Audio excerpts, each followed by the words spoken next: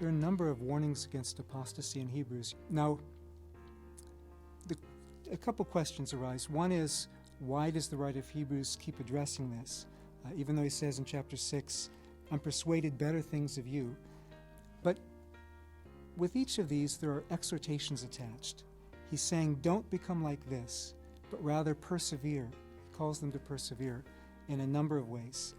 Uses all the examples in Hebrews chapter 11, and then comes to the ultimate example of the faith in Hebrews 12, Jesus, the author and finisher of our faith, and says, you haven't even yet resisted to the shedding of your blood. So he uses these to call people to persevere.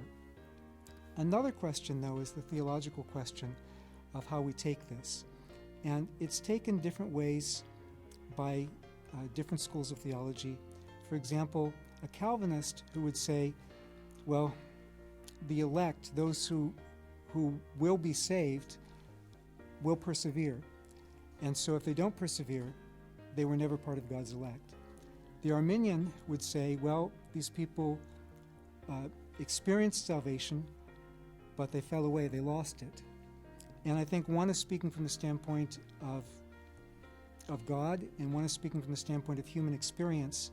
And I think we have texts that address both kinds of perspectives. I think they're both in Scripture.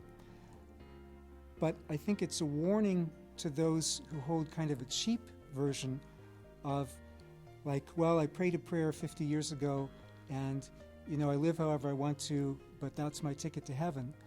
That's not what Scripture teaches. Scripture teaches that we need to persevere.